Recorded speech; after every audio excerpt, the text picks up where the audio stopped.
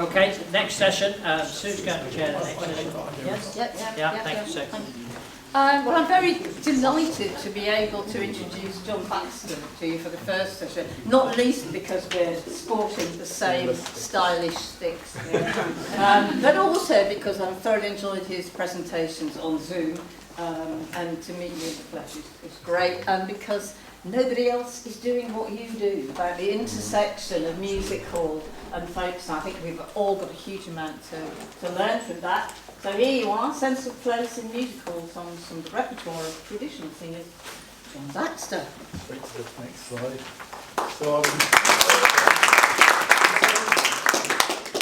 So I've got my able assistant behind me. So if you could click to the next slide, please. Okay, so just to set out some baseline markers about the sort of thing I've been doing. The repertoire of traditional singers has been influenced significantly by 19th century popular songs, including glees, hymns, theatre songs, drawing room ballads, blackface minstrel material, vaudeville, and of course music hall. So while my research is focusing on music hall songs, it's not an unproblematic category. There are fuzzy borders between music hall and minstrel and parlour ballads and the rest of it. So next slide. So the audiences in music halls were largely working class or lower middle class.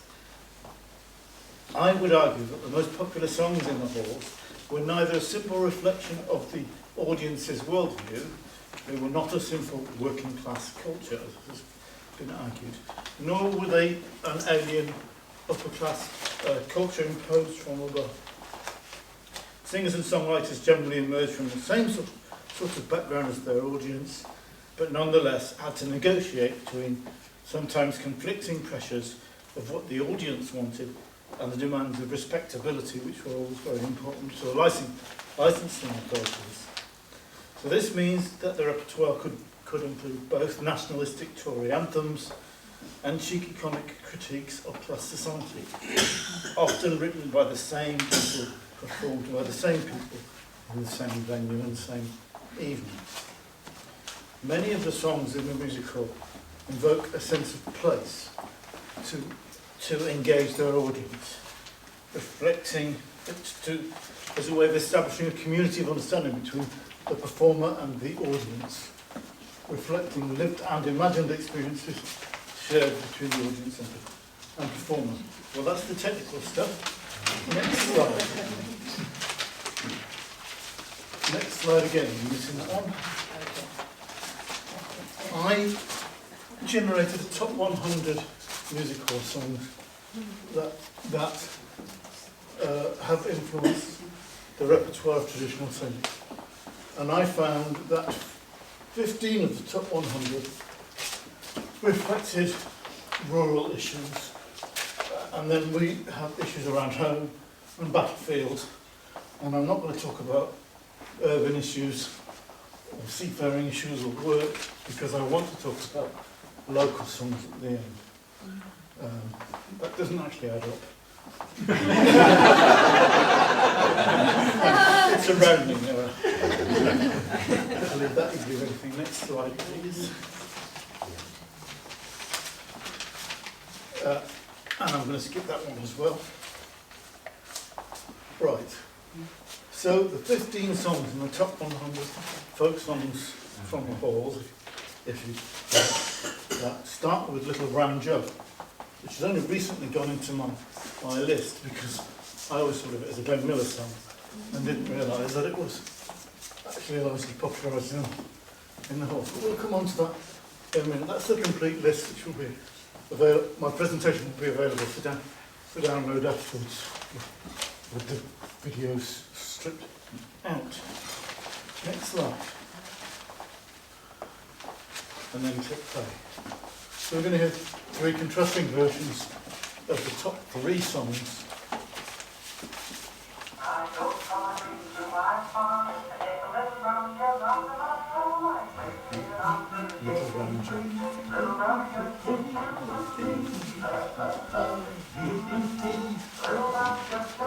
jug,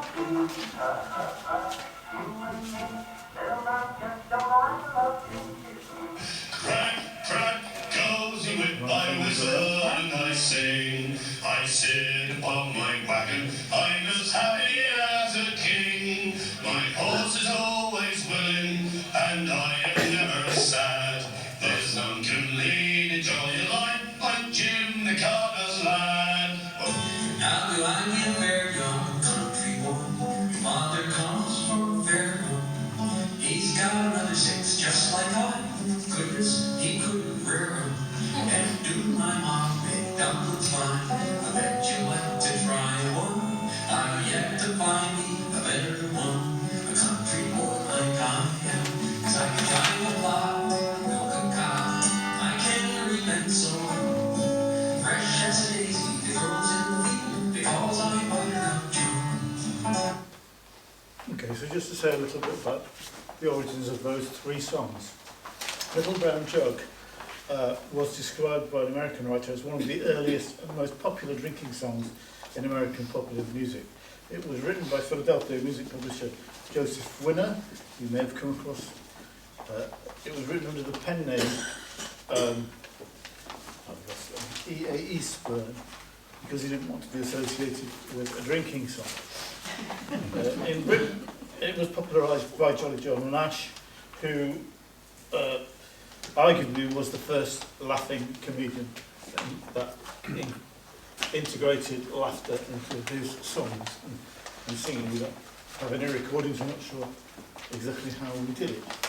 Jim the Carter Lad is actually a Scottish song written by Scottish writer Harry Lynn, who wrote a number of songs reflecting the joys of countryside, things like eggs for your breakfast in the morning, or the birds upon the trees. And Jim the Carter Lad was widely sung in halls and in amateur concerts from 1868 on. It was a very well-known song in the late 19th century. Moving swiftly on. Buttercup Joe, which is one of many stage songs which poked fun at agricultural workers, which were nonetheless widely adopted and sung by rural folk singers. It's been collected a number of times from many source singers in England and since the early 20th century, although many of them may have got their versions from the Regal Zonophone recording of 1928. The song was written by a former blackface comedian, Daniel Moore, who we know very little about. He had a very short career on the halls. Because we don't have sheet music, those examples of sheet music don't necessarily reflect the songs that we just heard. So if we click on to the next section, this is the list of songs reflecting the emigrants' experience of longing to go home, or the people left at home longing for the immigrants to come back. These were incredibly popular in the halls, and the most popular of the lot, in terms of its transition into folk song, is the miner's dream of home, the dream of a miner of his family cottage somewhere in the Bay countryside. I should say, the senses of place we're talking about at the moment are quite vague. The countryside,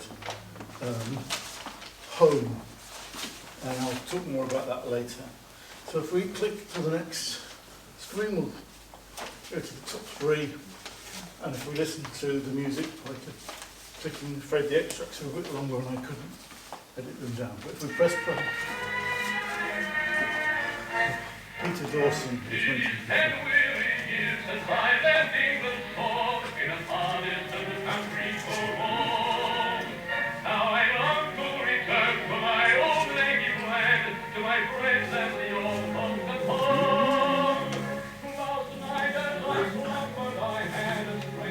Join in if you want to.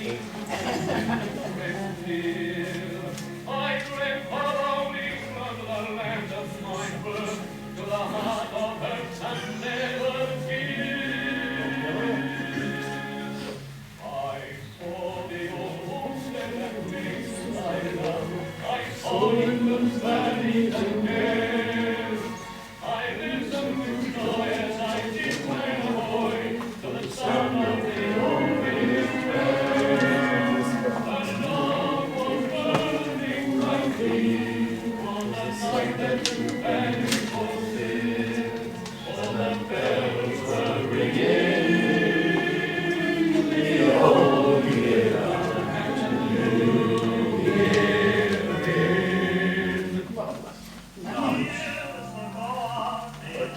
Ronnie Ronaldo recording the Song of the Thrush in 1955. It's actually, he recorded it as a way of demonstrating his skills at whistling, which unfortunately is one of today.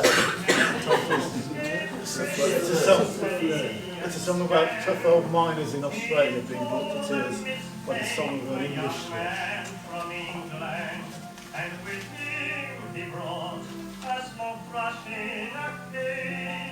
Oh, hear the birds sing, they would crowd round in dozens. A sweet little songster became quite the rage. With his heart, I always thought Let's go to what to say about it was 1990. It's the land of leisure. My heart was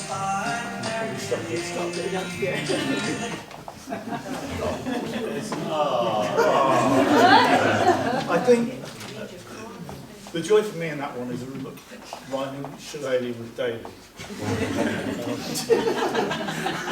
I'm not claiming any quality. I think it's interesting to hear that these old musical songs come back to us in all sorts of various forms, sometimes quite different from how they originated. Just to say a bit about the previous slide, which I escaped from to avoid more on the main one, Leo Dryden sang the Miner's Dream of Home originally. He probably sang it quite like Peter Dawson did, in the descriptions we have. He would sing it dressed in character and on scena, which means there would be a specific set in the theatre depicting the miner's cottage that he's dreaming about. So it will all be done in costume.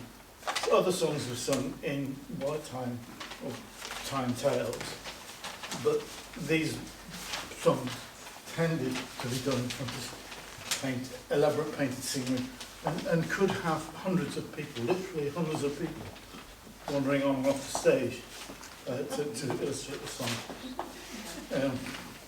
That's true of the Song of the Thrush as well. And where the River Shannon flows, I guess I should just say about that one that an awful lot of these immigration songs were sung in the hills were about Irish people.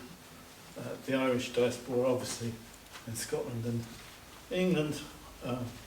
But let's move swiftly on to another vague place, the battlefields. And of the top 100 songs, what falls out at the top are 3 American songs. Break the News Song of the Just as the Sun Went Down and Bluebell. So if we click to the next slide and then click again, we should hear 3 contrasting ways in which we might find that today. take the news to mother, for she knows how well I love her. Kiss her dear sweet lips for me. Tell her I'm not coming home.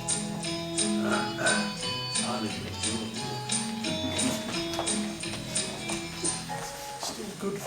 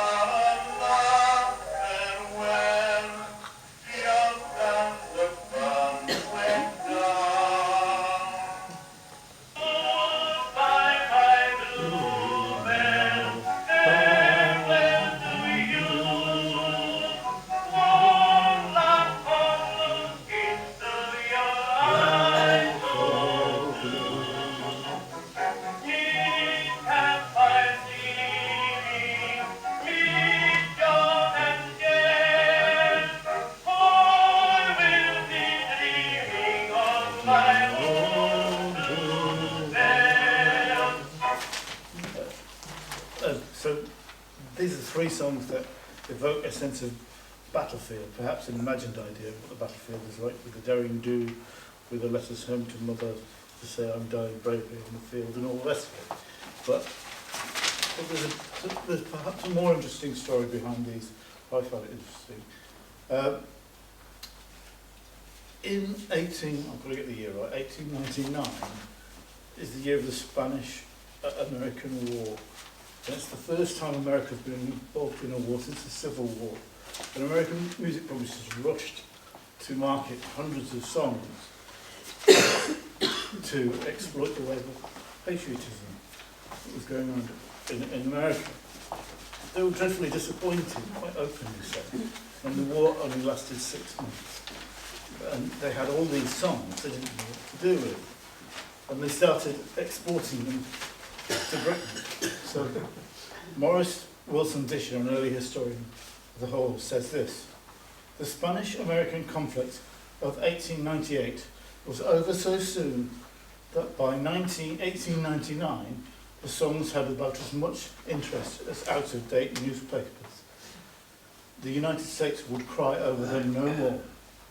As trouble became inevitable in the Transvaal, publishers on both sides of the Atlantic arranged for their performance in Great Britain.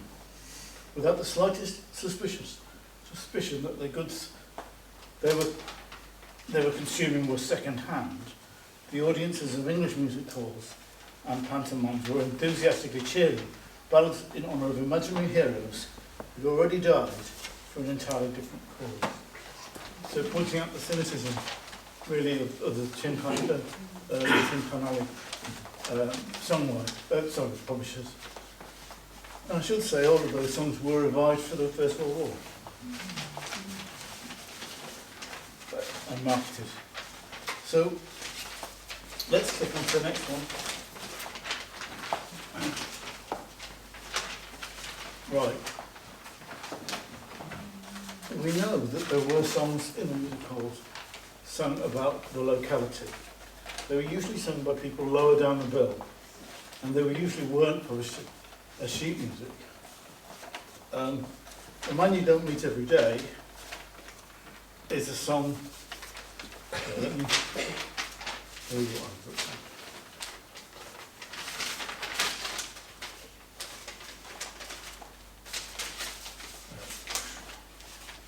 A Man You Don't Meet Every Day was first sung by an Irish-American comic who performed on the British musical stage, a man called Billy Ashcroft.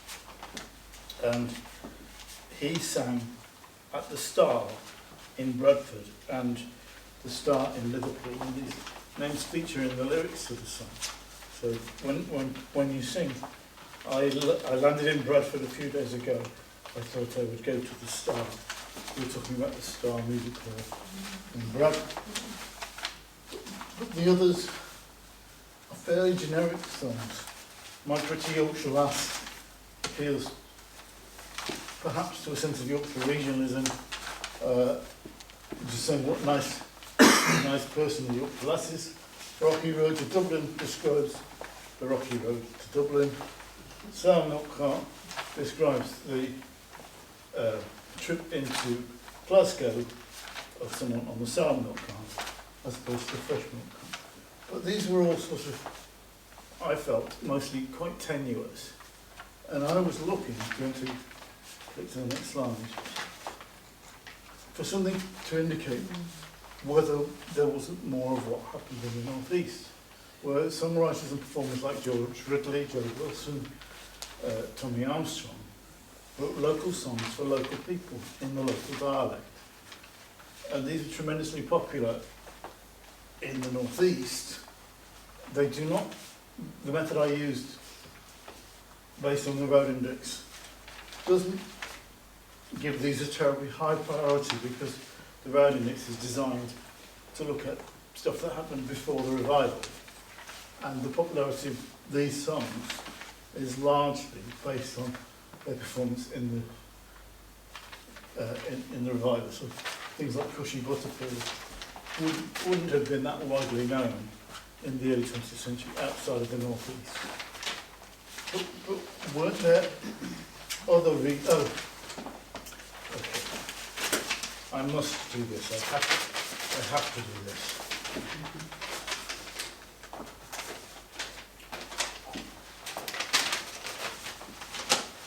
There is one local songwriter that we know a certain amount about, and that's J.B. Geoghegan, who managed halls in Salford, in Liverpool, in Manchester, very much so for many years in Bolton, and at the end of his life in Stoke.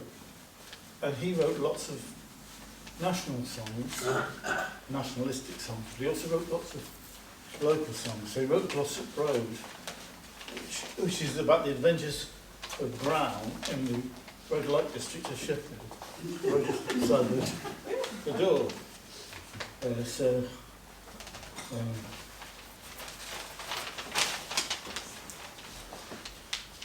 He would do the thing that's right or on a Sunday night with the girls of Glossop Road. The girls of Glossop Road. Do the thing that's right all on a Sunday night with the girls of Glossop Road. Well, that's just outside the door. That was one of his insert name here songs. So in Ireland, it's best known as The Girls Along the Road with no specific space. It's exactly the same song. It's just the chorus is modified by the songwriter, not by the folk process. And also, there is evidence that in Staley Bridge, they were singing The Girls Up Mottram Road, which is near where I live. So if you want to click to the next slide. So we know that J.B. Geoghegan wrote lots of local songs, and we know a certain amount about him. But there are interesting people that appear lower down the bill in the music hall, rarely if ever published any sheet music. And what's written on this page is more or less all we can find from newspapers. William Townley, who for 60 odd years was appearing in the northwest and the northern music halls, was described as a Lancashire reciter and a well-known exponent of Edwin War. I can find no songs in his name, and it may well be that he just did Edwin War and possibly other Lancashire dialect poets material on the stage. There was a guy called Edward Harley Tannett, and I have got some names of songs for him, and he was described as a Cheshire poet and dramatic author. There was J.W. Gale, a really well-established comedian who was described as the champion Yorkshire dialect patterer. Again, had a very long, very successful career. And then Eliot and Benson, who had a somewhat shorter career in the early 20th century, but were well known for writing songs about Bradford Football Club. So I'm ending by saying there's a whole lot that we don't know about local songs in the music hall, and whether these have been passed on or not, we don't know. I'm not entirely sure how we can find out more about these people. If you know, I'd like to hear. And I only really searched for Yorkshire and Lancashire dialect performers. I didn't look for Cumbrian or others, but I'll stop there. Thank you. Thank you very much.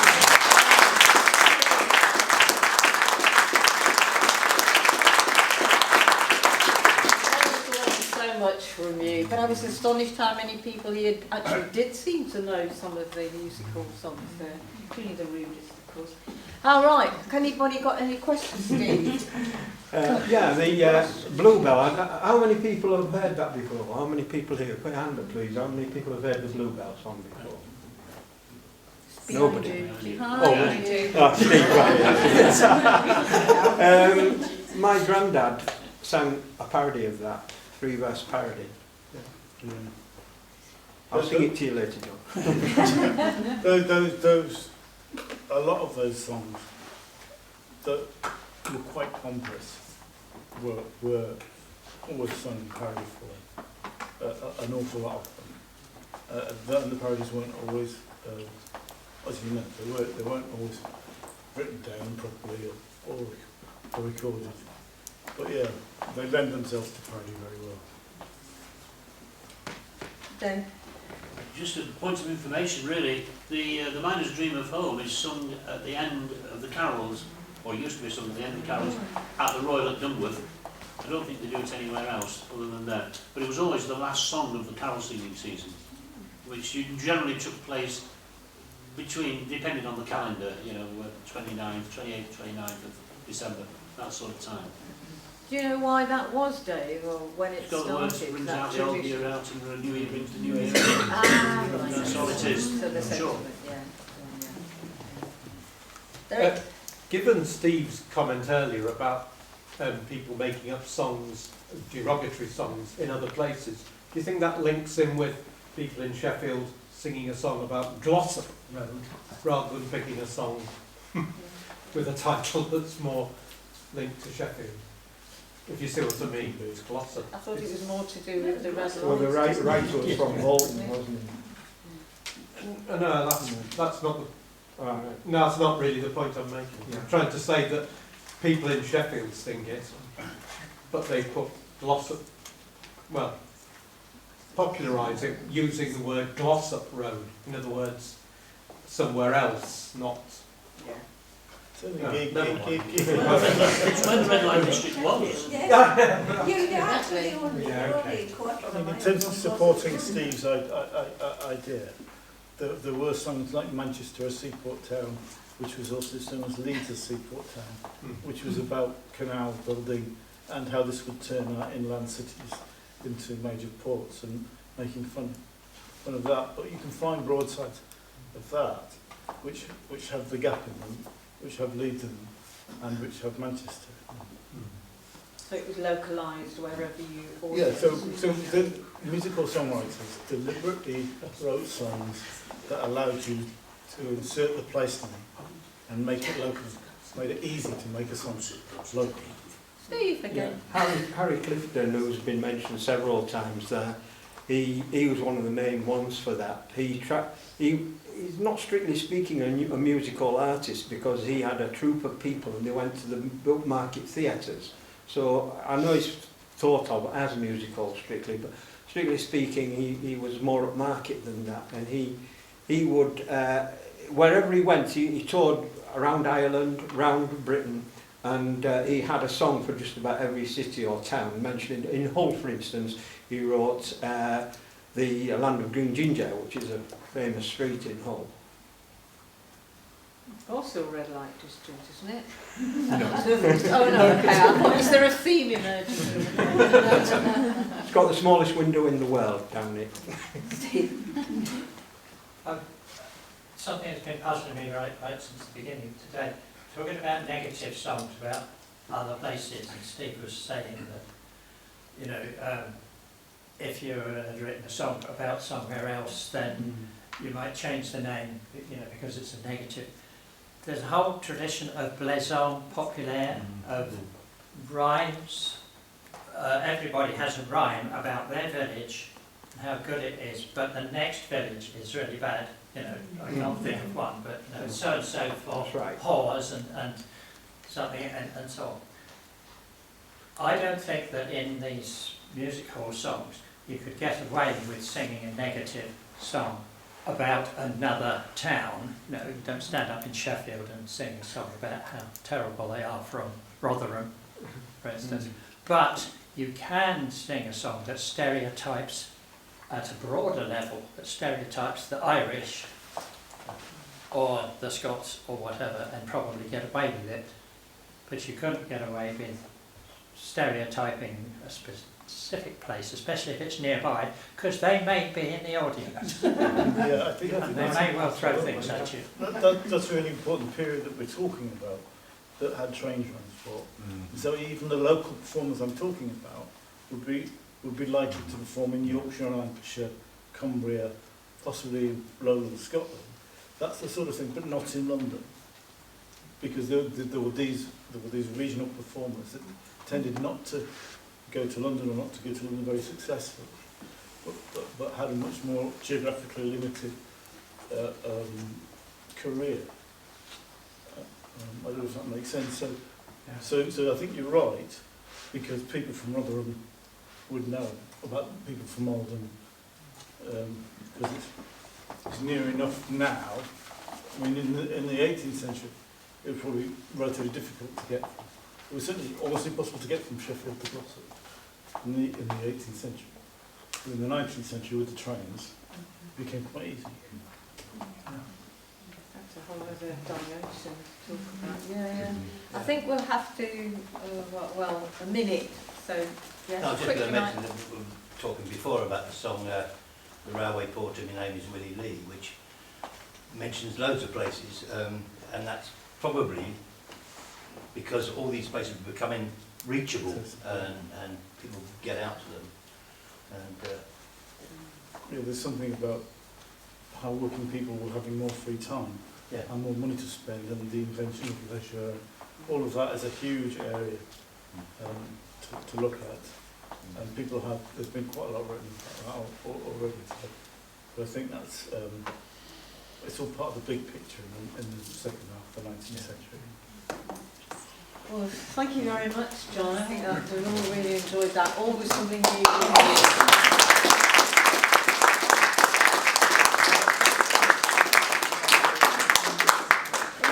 On now, while I'll talk slowly while John collects his stuff, to Lizzie Bennett here, who's going to talk about women in the margins, a place-based study. Lizzie is a research fellow at Leeds University, and I've just been reading about the book you published last year, and I want to get it, unless it's academic pricing, of course.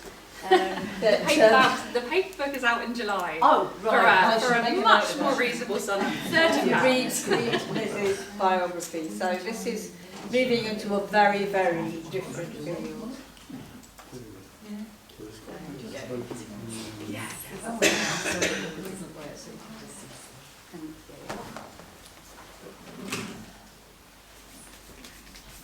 I've inevitably woken up with a really sore throat and a cough, so apologies if I get a coughing fit halfway through this.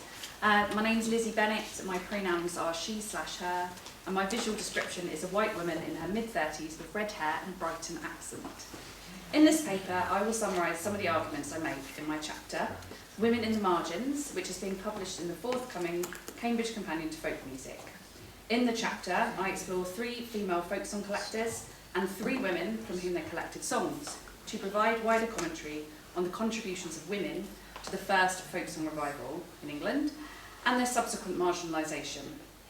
Due to timing in this paper, I will explore just 2 of these encounters, between Anne Geddes-Gilchrist and Agnes Ford, and between Dorothy Marshall and Bessie Knight. But the wider chapter also explores songs collected from Lucy Graham by Lucy Broadwood. We know comparatively little about the singing practices of women. As Steve Roud acknowledges, it is the public singing events which are documented the best, and it is precisely in this sphere that women's behaviour is the most constrained by social and practical restrictions. In what follows, I contend that by paying closer attention to what is found in the margins of manuscripts and other archival material, it is possible to glean information on the singing practices of women. The notes in the margins often did not make it into the final edits of publications in both books and journals, and yet they can offer us vital clues about women's experience. By exploring examples of collecting from women by women in the first folk song revival, using collected archival material, census records and letters to piece together these exchanges, I illuminate the women who operated either in the margins of the folk music movement or have since been marginalised by history. These encounters between women singers and song collectors demonstrate what we might be able to discover and imagine about these neglected histories.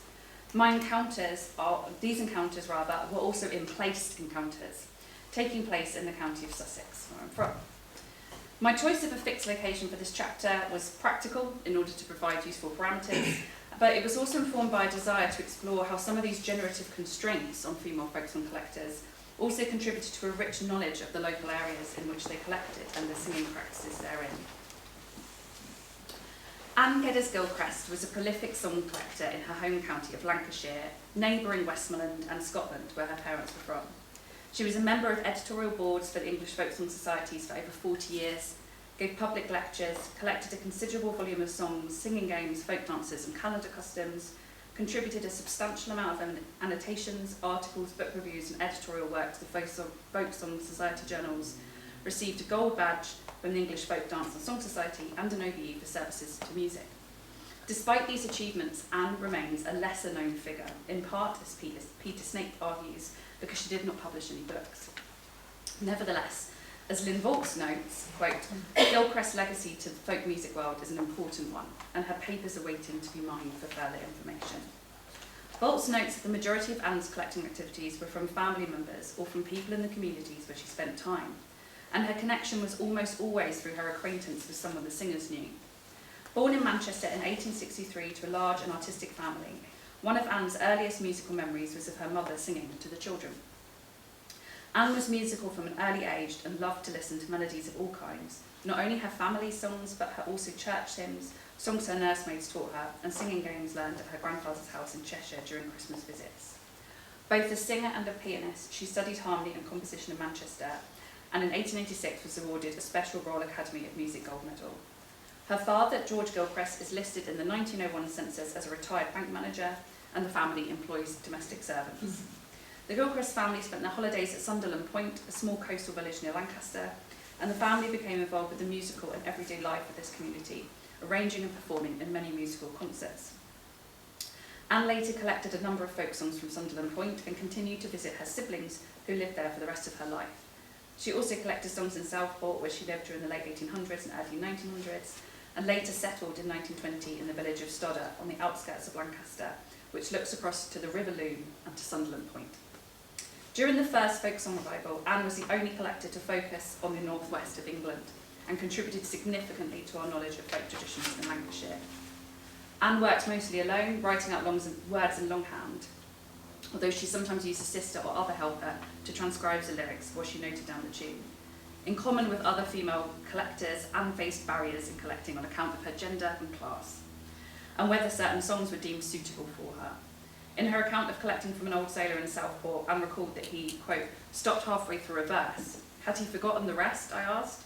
It isn't that, he said solemnly. I'm trying to think of something that will do instead. Anne's collecting in Sussex took place during her visits to her brother William Gilchrist between 1905 and 1907, a Presbyterian minister in Blackham. There's only one letter on her collecting in Sussex, sent on the 22nd of June 1906, in which Anne writes to Lucy Broadwood, quote, I got altogether about 24 songs for my few days with my brother at Blackham.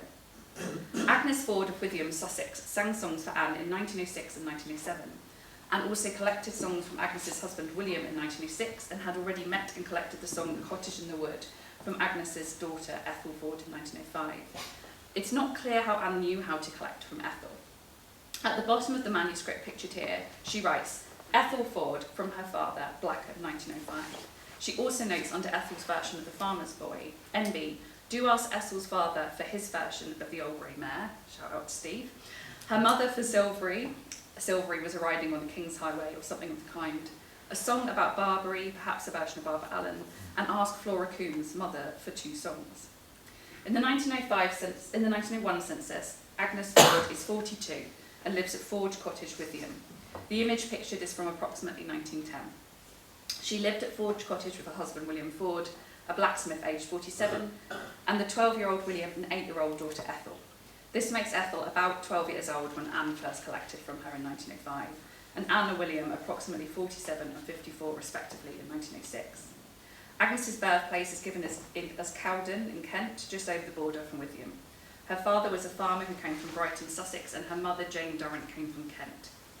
Her husband, William, was born in nearby Chiddingston, Kent. In the 1891 census, William, Agnes, and her son, William, are living in Southborough, Kent. In 1911, 4 years after Anne visits in 1907, the Fords are living in Witham, Sussex still, but at the new address of Blackham, Langton Green. They are still living there in the 1921 census.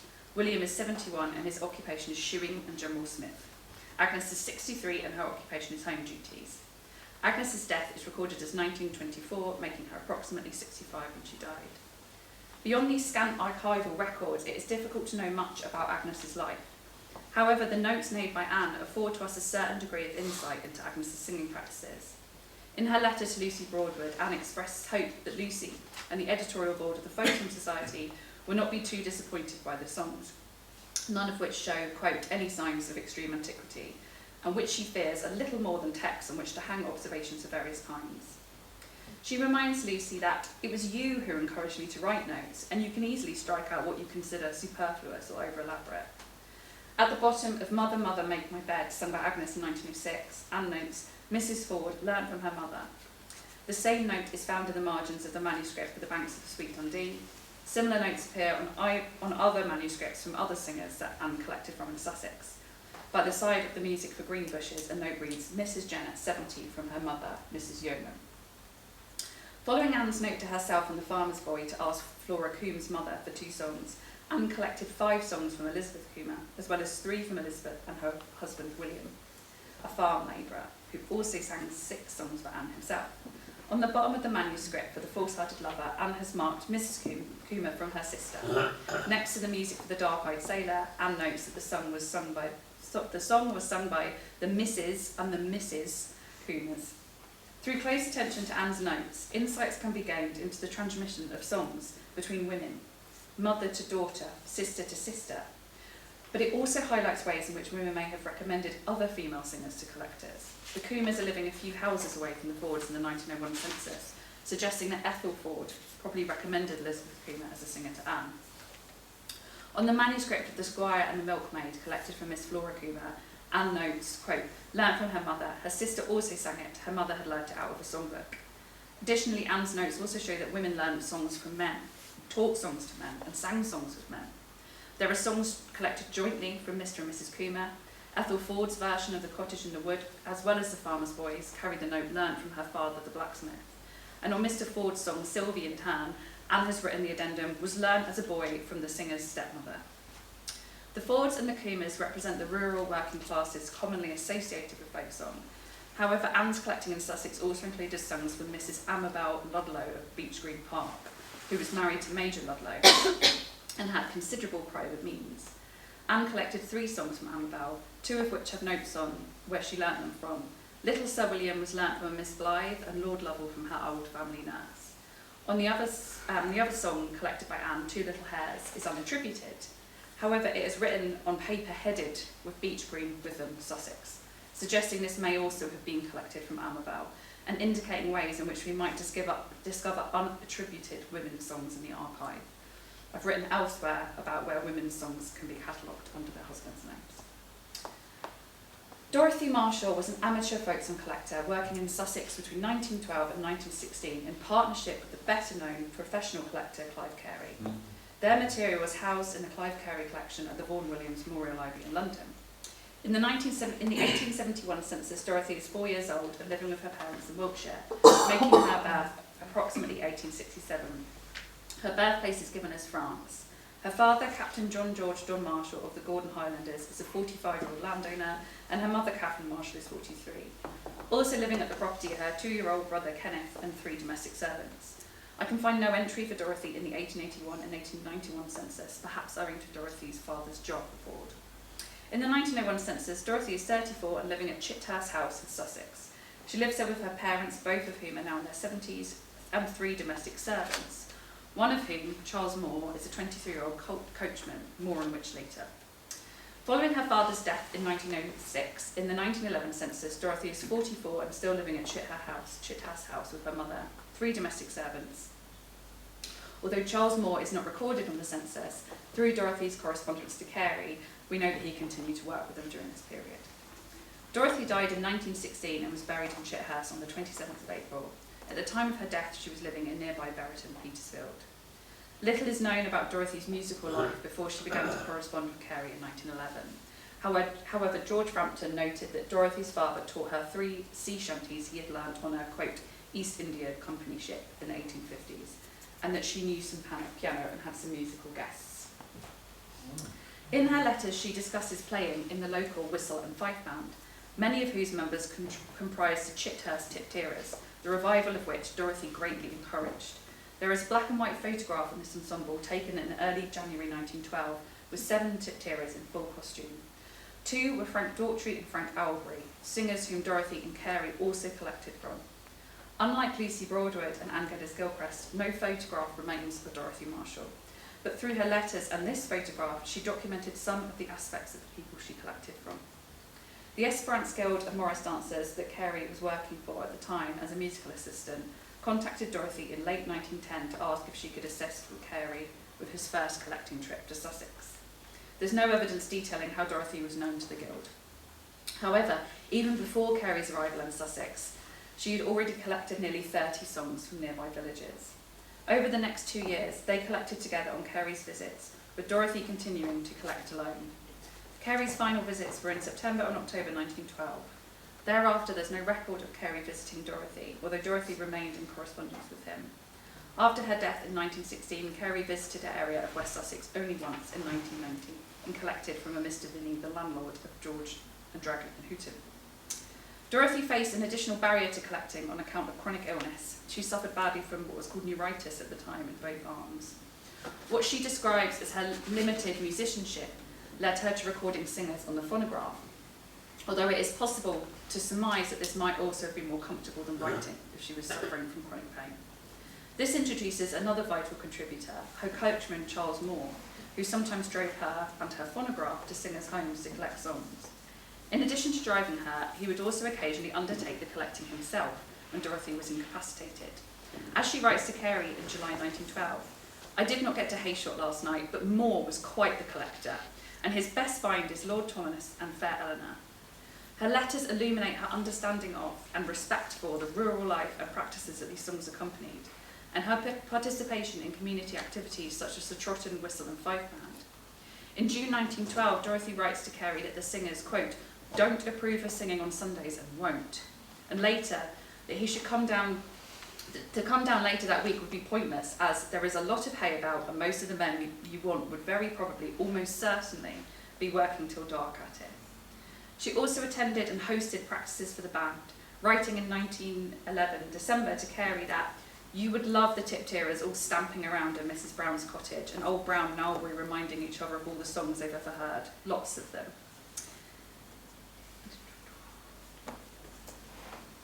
And in 1911, that, quote, "I have just had the whole of the whistle pipe band here, singing and dancing in my dining room, such a racket." She was also sensitive of the social nature of the songs and would organise communal sing-arounds for singers. "I want to have a dance and a sing-song," she said, "while you're here, and we'll get the ploughboys together." Dorothy used these sing-arounds to prompt singers struggling with their repertoires, including David Miles from Hayshot, who knew 100 or more songs but had forgot parts of them. Quote, "Miles will collect the others, and I will provide beer and more and take the phonograph, so we may do something, and I will report if it is worth your while to come down then." Dorothy collected from Bessie Knight with Clive Carey at some point during his visit between the 1st to the 3rd of January 1912, and then again on a solo visit in 1912. In total, Bessie sang 10 songs for collection.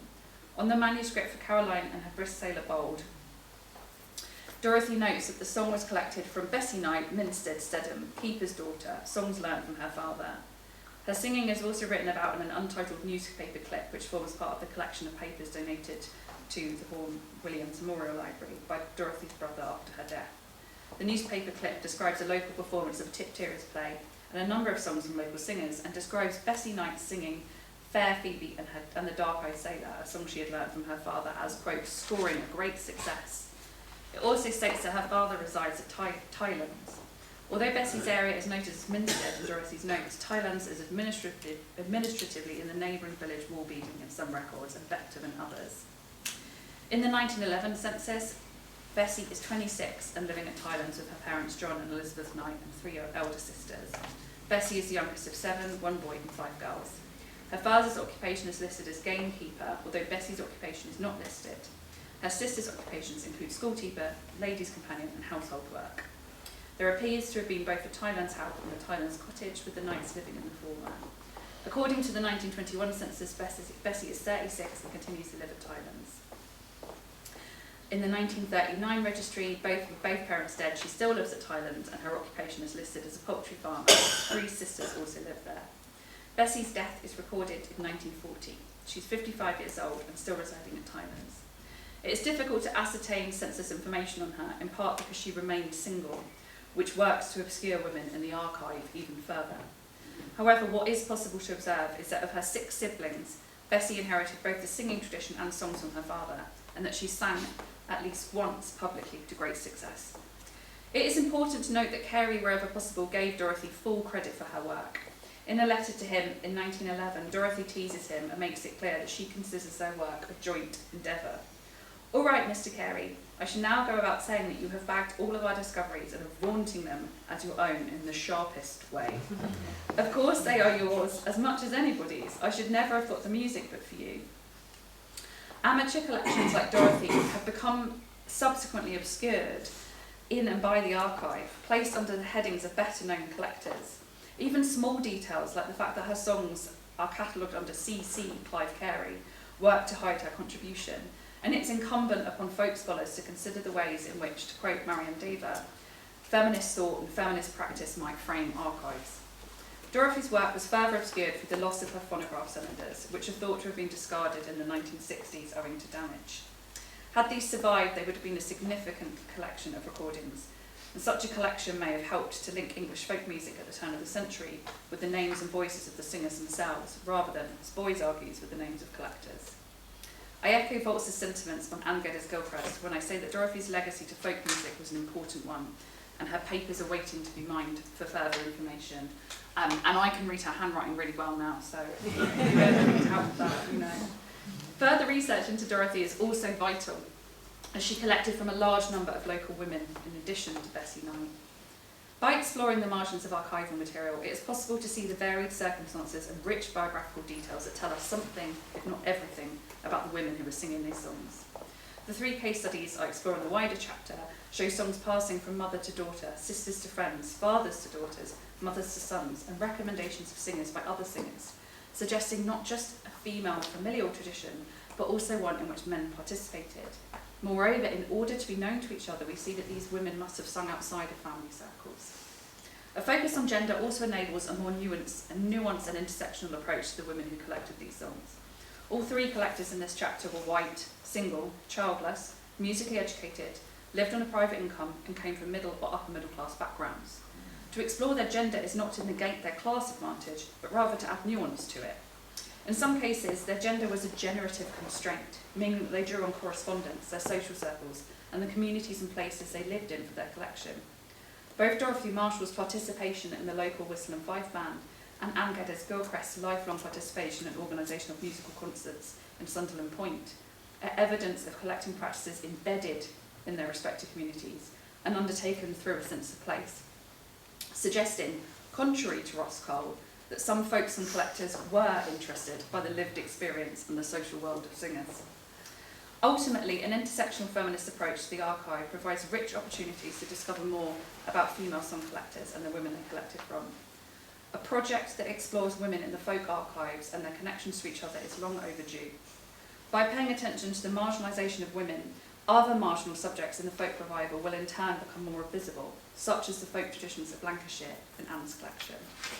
There is considerably more to say about each collector I discuss here, and a vast amount of research still to be done on female singing traditions around the world. But this chapter, I hope, demonstrates the insights that can be gained from exploring women in the margins and the importance of a feminist reading of the archive.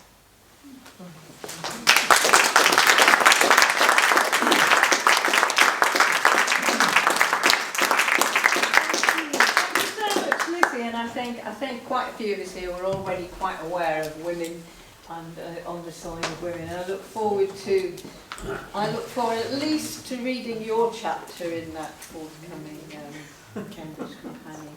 And just as a quick point to advertise the Ballad Partners, there will be more on Anne Gilchrist coming up of her book by Peter Snape. Well, both of you, Peter and Barbara? Peter. So Anne Gilchrist's archive is, has been mined quite a bit of late, so good for that. Anyway, we have time for a couple of questions. What's holding you back, Steve Garden? Everything was very fully explained, so thank you. Yes. Very, very cool.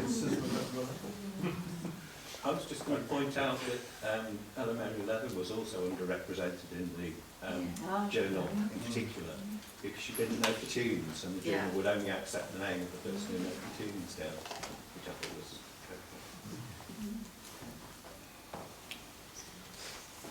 was very interesting, thank you. I was wondering if you've tried to think yourself back into the etiquette of the time. I mean, what I've found looking at Scottish material is that the age of women and their marital status was very relevant to whether they would stand up and perform before an audience of strangers. So that there were nuances that may be lost to us now, but young women could sing within the family, of course, and also within a sort of an intimate circle of family friends, and also within a household or on a farm. Women were sort of within their domestic sphere, going about singing and perhaps being heard by male servants, by male farm hands. But that doesn't seem to have been improper, because they were all part of one household. I think part of that is there's so little recorded about women speaking for themselves, about how they sang or why they sang, etc. So I think the most that I've been able to really get a sense of that often is just written in those margins, who it was noted from, who sang it for whom, who did the singer recommend, etc. But I think quite a lot of it really now is guesswork in terms of those, the context of Sussex at least, in which it was happening. But I think what I would say is, just from 3 singers in Sussex, there was so much more that I understood about collecting at the time, and particularly who was singing and who they were teaching songs to, that actually a much broader project that looked across contexts would, I think, give far, far more information that we can only kind of guess at. There's a lot of intersection with local history, and maybe talking to local historians who are doing family history and this sort of thing could be very illuminating. Yeah, I tried for a long time to see if I might be able to find a picture of Dorothy Marshall, including stalking any of her relatives on Ancestry. But that's also a good thing to do. Yes. Steve Carney! Going back to Scotland, there are a couple of cases of women singers who were very, very cagey about being identified. The obvious one is Anna Gordon, who, when Scott produced her stuff and named her, she was distraught about that. She didn't want actually to be identified with that excellent material that was collected from her. And I can't remember the name, it might have been Agnes Lyle of Kilbarcan, or I might have got that mixed up somewhere, but apparently she wouldn't sing to anybody. And she knew hundreds of long ballads and things, and they used to, the people who came to collect from her used to sort of hide outside the garden while she was wandering around the garden to listen and collect the songs. Have you any experience of women trying to, in Sussex, trying to disappear themselves, as Anna Gordon did, from the record? So I can't remember exactly which Sussex singer it is now, but somebody there was a prominent male singer in the Sussex region that talked about the fact that his mum had women's songs that were only sung in front of women, and that he was completely shut out from that. So, but a lot of this stuff is storytelling, it's myth, it's apocryphal, so it's hard to sort of pin whether that's the case, but yeah. And maybe, Julie, some of your work on children's songs intersects with this as well. Yeah, I was thinking more of just your point about the relationship, so that you're getting a sense of how songs are being transmitted and the different roles that people play in transmission and learning of songs. They're not all, and I think there's some work in Newfoundland about, women sometimes being, sort of like passive transmitters, because they'd be the ones who kept the manuscript books, or, the prompt book for male singers in more public settings and so on, or would prompt their male partner if he forgot the words and that sort of thing. And I think there's room for a much richer, as far as we've got the evidence anyway, tracing of those relationships, how songs in a particular synchronic moment were being transmitted and heard, either passively or sung actively, and again through time as well, as you said, that geographical and that temporal dimension. Gosh, it's a lot of themes. I'm going to take John Baxter here. Mary Shannon in her book about Billy Waters, the Black Street sort of explores how you can tell stories when you don't know the full information and uses semi-fictional writing and so on. Have you considered doing that? Yeah, I did a little bit of that in the book that I published 2 years ago, last year, I'm not sure. I did a bit more about kind of how do you tell it through yourself, how do you think back and do that. I think the Cambridge Companion to Folk Song might have been a bit horrified with my more creative attempts, including the editor. So this was a very straight down the line paper, but absolutely, I think mostly those absences are really evocatively told when we imagine what they might be and bring that into the present. We need to have a conference on absences. Yes, that's a challenge. Steve? Yeah, there's a very good example of women collectors having problems in Yorkshire, actually. Mary Robinson, who became Mary Huddleston, she was collecting before Nigel came along. She was collected in the 50s, 40s and 50s in Yorkshire. And she amassed a load of tapes from various people, traditional singers. She had a boyfriend who went with her.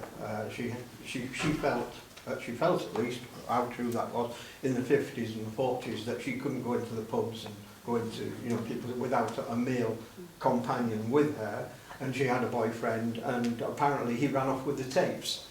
And then she advertised with the EFDSS for another male companion to come along and collect with her, and that was Nigel. Nigel came along, Nigel Huddleston, in about 1958, and they went back and recorded all of the people who were still alive who that she'd recorded before.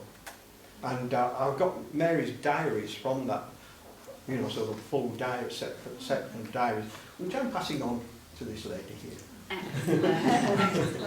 I think Charles Moore plays such an interesting role in that he's her chauffeur, he's her coachman, he's collecting with her, but he's also providing her as a sort of male companion to this as well. More things have come on, and I'm very excited about Peter's book, but when I started the PhD, there was only one article written about Dorothy Marshall, and it was in 1986 by George Frampton, and he got her date of birth wrong by 30 years. So I spent a lot of time thinking she was not the age that she was until I went and did the archival research. And he talks the whole way through about him driving her around in a motor car, and yet I can't see one single reference to it being a motor car in the letters. So I think it's an interesting thing to see how these things become. Once one person says it, they come, and some of the work that I'm trying to do is to go back to the source material and think, okay, he's absolutely mentioned as a coachman, but I don't see. It was a shame because I love this glamorous idea of her being driven around in a kind of top-down car in the Sussex countryside, but I don't think that was the case. Thank you very much. Thank you. Let's have another round of applause.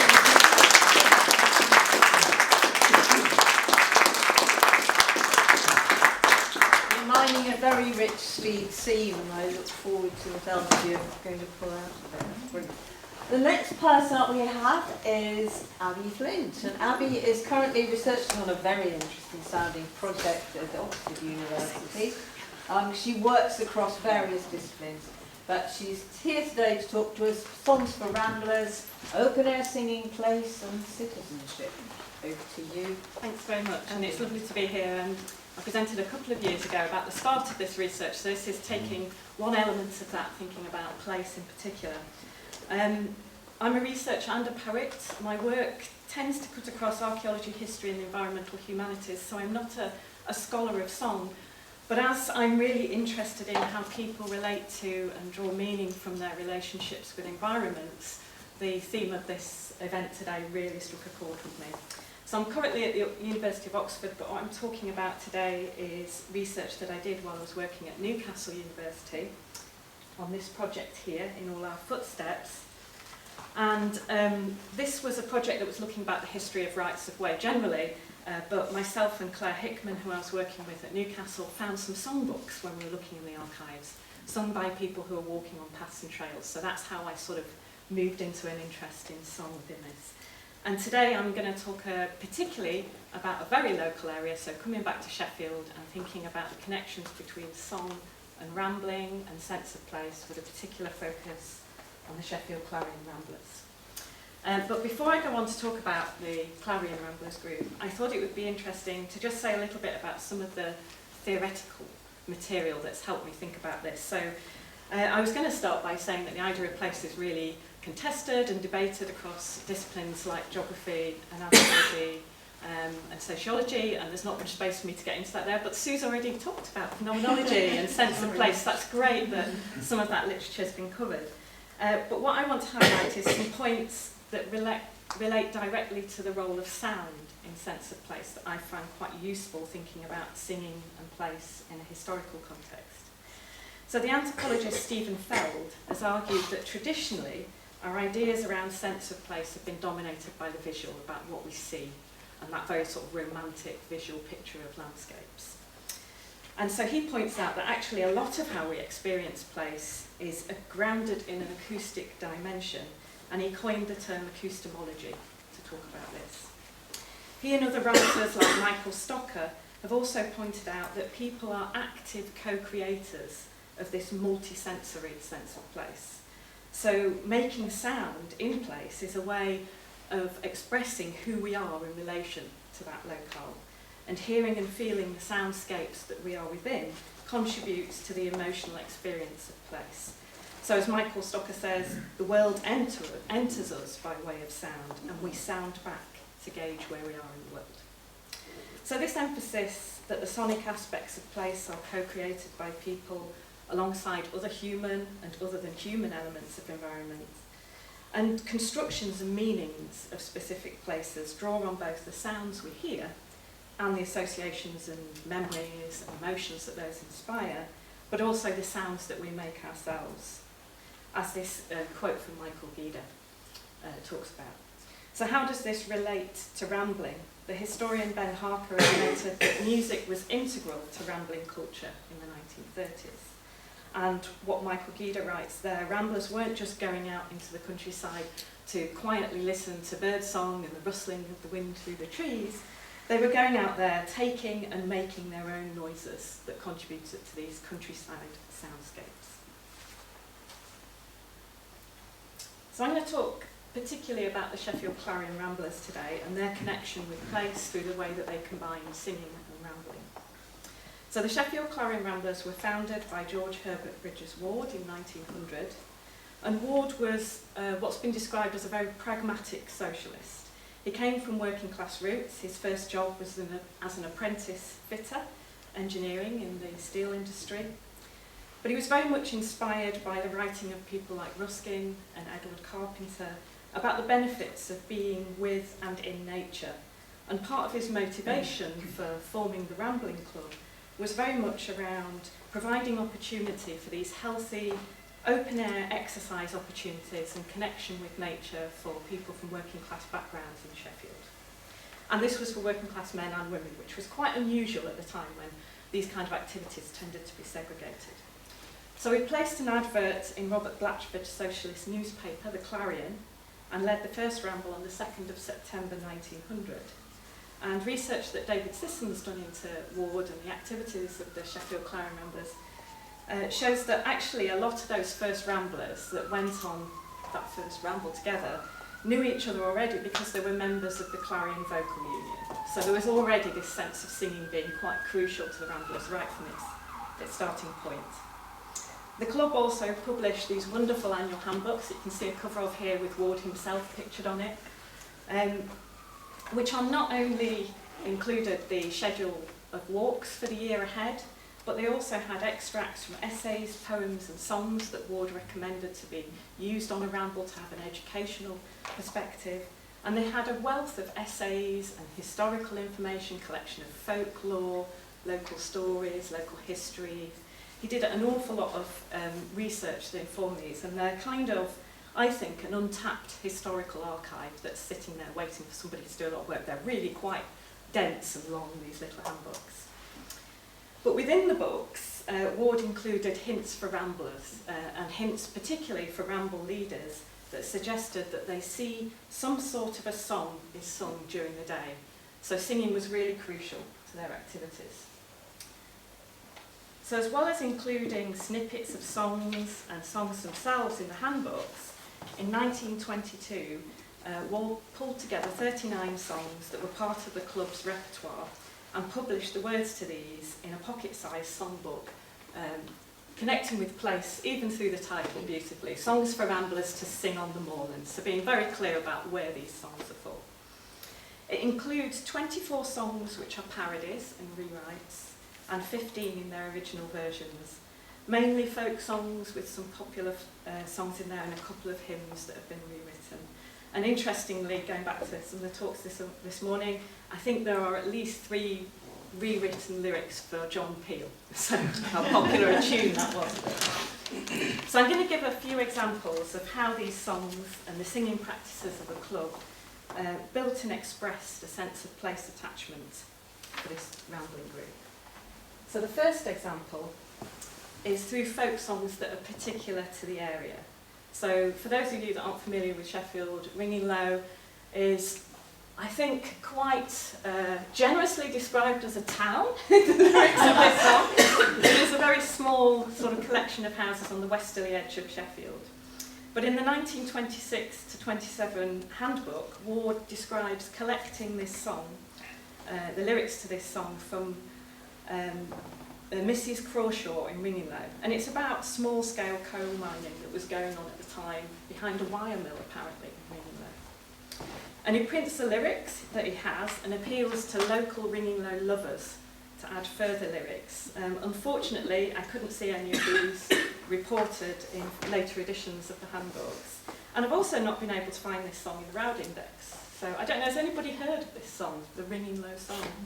No, so, you know, it's obviously one to be revived by local folk singers, I hope. Go to it. One to add to the index, definitely. Another way that the songs of the Sheffield Clarion Ramblers connect with place is through the tailoring of songs to the local landscape. So as I said, around sort of 24 of the songs are parodies and rewrites by Ward and other members of the club. Nothing unique in this personalisation. I know we talked about parodies already, and within the outdoor movement this was very popular. The Rucksack Club had a huge collection of parodies and club songs, and Kath has written about guiding movements and more recent sort of parodies of songs within that, so it's definitely well established in the outdoor community. But sometimes the connection with place is writ large in the titles of these rewrites. So the club's signature song is called Land of Moor and Heather, which is a rewrite of Land and Hope and Glory, and celebrates a love for Derbyshire the Free. Another song, I Love the Wide Moorland of Sweet Derbyshire, really says that connection to place in the title, is New Words by Ward to the tune of Mother Macree. And other songs, like this rewrite of Let's Seek the Bower of Robin Hood, titled The Ramblers' Song, mention specific places that the Ramblers would have walked upon. So talk about Jacob's Ladder, Winter Hill, Hope and Edale, but in other songs they also talk about specific villages and pubs, but these would have been places that were well known to them on their schedules of rambles for the year. And sometimes there's one song in the songbook that talks about connections further afield, the Ambleside Cab and Drag Ramblers, which has new words by H.H. Diver. This one is to the tune of John Peel, was sung on a club trip to the Lake District, so connecting with different places that they might have encountered. So they're not just celebrating a love and knowledge of these places in the songs, but also incorporating the antics of the club members, so really cementing that local community connection and sense of belonging between the club and the landscape. And it isn't just rural places that feature in these. In this rewrite of Tipperary by H.H. Diver, we can see familiar places in Sheffield mentioned, Fargate and Fitzallen Square. If anybody wants to sing it, feel free. But as well as connecting ramblers with their homes, as well as the countryside, it also provides a contrast between the urban and the rural that I'll come back to shortly. And I should mention, for those who don't know, Yorkshire Bridge is a pub out in Bamford, so that's where they were heading to on their walk. So the sense of communal belonging and connection with place isn't just expressed through the songs about the places that they loved, but the singing of these songs in the landscape. So the foreword for the songbook makes it clear that these were songs of the open air, to be sung on rural paths and hills on the moorlands. And the singing of songs in the places they described was an expression of their love for the landscape and the joy of being in Derbyshire. In the 1916-17 handbook, Harry Inman wrote about walking with G.H.B. Ward, and he says, "We sang, he and I. Yes, you stay-at-home heathens. I repeat, we sang." His deep, resonant voice betraying his emotions. He revelled, he jumped, he shouted and danced to his heart's content. Then he did what only a nature-loving man can do. He wept. Great tears welled into his eyes as his arms went around my neck. So it shows that Singing in Place was an expression of deeply felt emotion for these landscapes, but also a sense of love and fellow feeling between the members of the club itself. Another extract, this time from the 1921 handbook, tells how singing these songs in the open air could also be a way of identifying your membership to the club. In an account of a ramble, a club member describes the arrival of G.H.B. Ward, announced through singing one of their club songs. He writes, "Halfway up the side of Bretton Clough, we stopped for a breather, and were for a moment astonished at hearing the land of moor and heather being sung loud and clear, apparently from the clouds. Looking up on a projecting cliff, and like an eagle in his eyrie, stood a form outlined against the blue sky, rucksack on back and voice uplifted in melody." So this was described as being followed by a call and response of songs, with the resting ramblers singing one of the club songs back to Ward, who responded with a solo rendition of another club song, A Jovial Tramp Am I. And in this way, the songs have provided a way to express their community and connection in the landscape. And on the same ramble after lunch, the group sang more of their repertoire outside the Barrel Inn in Bretton, which is the pub pictured here, to the evident amazement and, let us hope, pleasure of the few strangers who had halted for a modest refresher. So the image is the club on a ramble in 1930, their 30th anniversary ramble, and you can just make out this is Ward here with his arms around the chap in front of him. But we can also see the publication of the songbook and the songs within the club handbooks as providing an approved repertoire for singing in place. In the foreword to the songbook, Ward specifically singles out folk music as being appropriate for singing in rural places.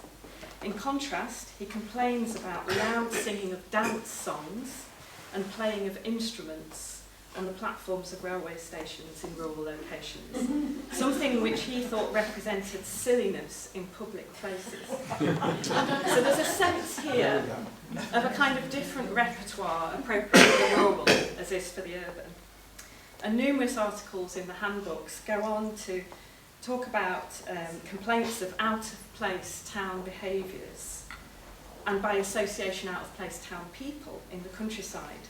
So Ward writes, "The finest virility comes not from town and its mob spectators, but from constant contact with nature, wild and free." So as I said, this was in part his motivation for founding the club, to seeing people spending time in the countryside and connecting with nature as benefiting their both physical and spiritual health, allowing people a more natural and authentic sense of self from their, as it says in this quote from Ward, the soul-renewing and mind-broadening open air, which would in turn, he hoped, lead to benefits for wider society. He saw organising rambling clubs where more experienced members would lead and set an example for the younger ones as a way to address social ills, and should be part of the socialisation of young people into appropriate ways of being in the countryside. And as this quote indicates, as well as rambling, singing was a key part of this. Let us not have one rambling club, but 50, and a song on every journey, and light hearts to the end. So in shaping townsfolk into this kind of rambling model of a moral citizen, a moral outdoor citizenship, groups like the Sheffield Clarion Ramblers aim to influence people's character and ways of being beyond when they spent time in these rural environments, with the implication that they would take this behaviour back into their lives in urban centres. As in the quote, he writes, "Sweeter and sounder humanity demands it. Good health and finer manhood come from it, and the greater state will follow." And this idea makes its way into his rewritten lyrics for songs too. So in the songbook, his song A Mountain Thought, which is a rewrite of a hymn, he writes that mountains make men strong and great, prepared to stand but not to lean, to change the false, exalt the true, and make the city sweet and clean. And of course, this kind of sentiment wasn't limited to the Sheffield Clarion Ramblers. It tapped into a wider discourse going on at the time, and approved songs and ways of singing were expressed by other groups like the cooperative holiday movement, the scouting movement, all around the same time that Ward was writing in the Sheffield Clarion Ramblers handbooks. And the cultural geographer David Matlis has described this as an idea of a landscaped citizenship, defined in opposition to the idea of vulgar anti-citizenship, epitomised by out-of-place urban behaviours and rooted in an inherent desire to control potentially disruptive bodily effects, including sound. And these kind of behavioural expectations, of course, make their way into things like the country code and the bylaws for behaviour in the countryside much later on, some of which relate to noise. So, like Ward, the bylaws made special mention of noise from transistor radios and noisy instruments as not being appropriate. So these elements of sound from the town aren't welcome, whereas open-air singing might be. So I'm just going to close with the idea that these songs, although sung in the early 20th century, still have potential to make us think about our own connections with place. So in last November, as part of the In All Our Footsteps project, I worked with a fantastic local folk singer and tutor, Rosie Hodgson, to reawaken some of the songs of the Sheffield Clarion Ramblers for a contemporary audience. So we had a full day's workshop. I talked a little bit about the history, and Rosie had made some fantastic new arrangements of some of the songs of Sheffield Clarion Ramblers with parts, which she taught the audience and we sang through. And rather fittingly, in the Carpenter Room in the Sheffield Central Library, which houses a collection relating to Edward Carpenter, who himself was a friend, a mentor, and influence on G.H.B. Ward. So as this comment from somebody who participated indicates, these songs still have the power to evoke that connection with the local countryside of Derbyshire, but also with like-minded folk in the present and past. So I'm going to finish there, but just some information about where you can find out more about this. So all the copies of the Sheffield Clarion Ramblers handbooks and Songs for Ramblers are held by our brilliant local studies library here in Sheffield. Very easy for anybody to access. And Holt's written a little bit about G.H.B. Ward, as has David Sissons. And then there's two pieces that I have forthcoming. So one's going to be published in September in Folklore, which is looking about outdoor groups generally, but thinking about the path as a context for folk song. And then myself and Claire Hickman are writing a Cambridge element, which hopefully will be out in the end of the year too, which looks at it much more from a sensory and emotional history aspect, but has a whole chapter on connection with place. Thank you.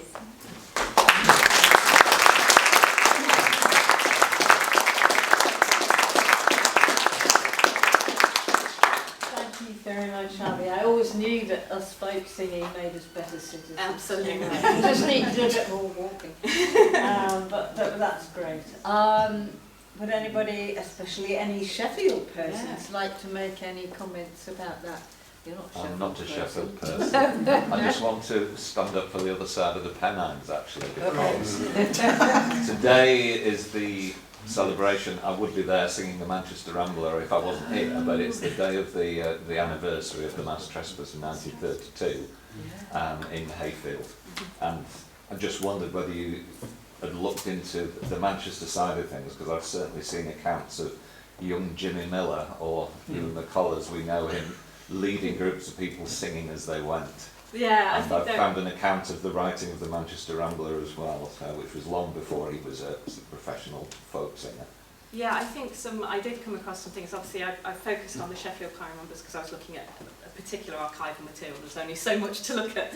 But in the book that Claire and I have worked on, I did go to the Working Class Movement Library and have a look at some of the records from the Manchester Ramblers Federation, and they say very similar things. There's a wonderful quote, I think written in one of the Manchester Federation of Ramblers handbooks that talks about these ukulele distractions being taken out to the countryside, saying a bit of a snipe at music hall as well there, and saying that those kind of things are associated with the urban, they're not welcome in the countryside. But yeah, in terms of the trespassers, so I would say that from what I can see, a lot of the songs that were sung on the trespassers were socialist songs. And some people do say it was an early version of the Manchester Rambler song, but accounts of what was sung kind of vary. Also in the working class movement library, I found a cutting that said that McCall wrote the Manchester Rambler in 1936. Yeah, which is after. When he'd been rained off rained off Kinder and was in the pub in Edale. Yeah. But that's a song with a profound sense of place as well as the political point it makes. This stuff about the white hair in the gully and the curlew flying high overhead is wonderfully evocative. Absolutely. And what's really interesting now is that when I sang the song last year, there was a big crowd there of young people from the Right to Roam movement, and they all knew it. So still, still. I think as well, so just one more point quickly on that, is that I think there is a sense of community between the Manchester and Sheffield Ramblers as well, because the Rucksack Club were based in Manchester and they talk about using the Sheffield Ramblers songbook. So I think there's a lot of shared repertoire. I have to agree about not taking ukuleles out anywhere really. Steve, right. Just containing that in the woodcraft folk who are out there hiking and camping at the same time.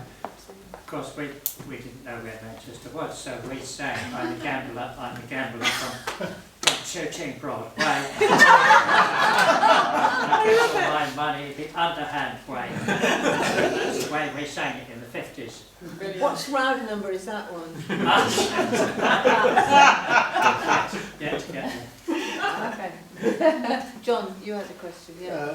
You described how things that were acceptable in urban environments were not acceptable in the rural.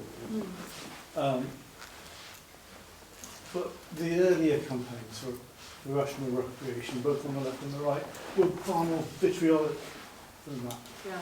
They would be absolutely damning about the drinking culture in music halls and the vice of men and women sitting together, in the halls. I wonder if do you sense any of that vitriol? I don't know about vitriol. I think certainly Ward was more about let's get people out into the countryside. It wasn't about excluding people for behaviour. It was like let's get them out and socialise them in these correct ways.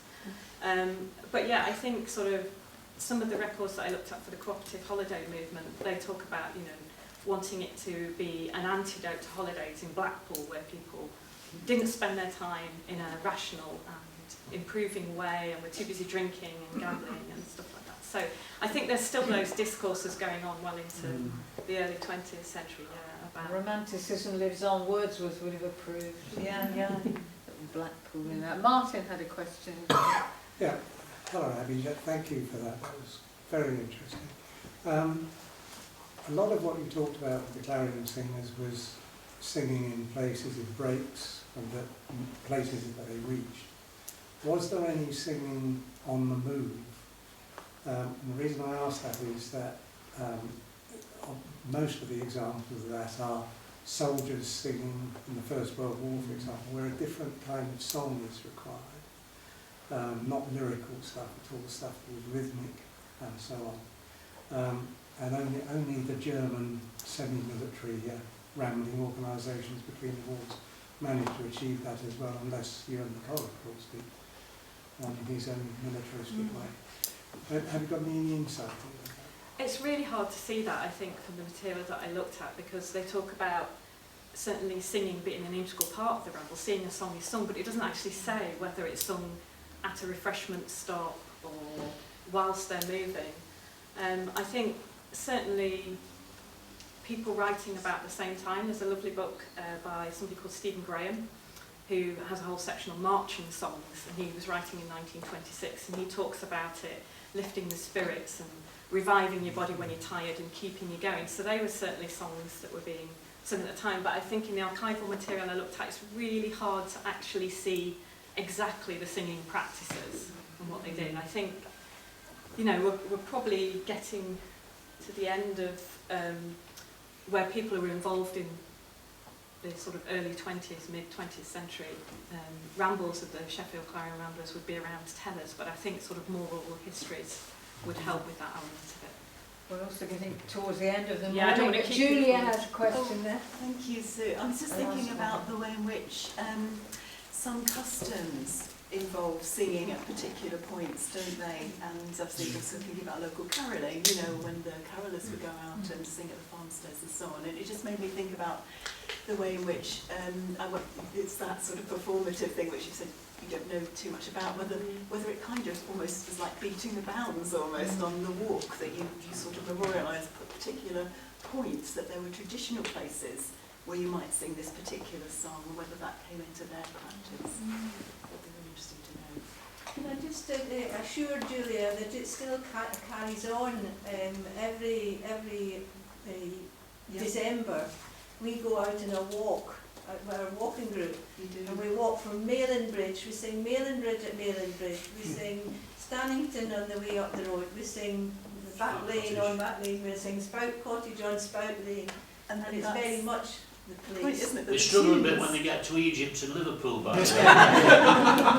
But that's also the point, isn't it, that the tunes are named after places in so many instances, which is interesting in itself. And that struck me also when you said about the adaptation of John Peel when they went to visit. It's like the tune has started to become the connection to the place because it's so well known as part of that region. I'm afraid we're going to have to wind up there, Christine. You can ask her afterwards. Thank you so much, Abby. Please give Abby a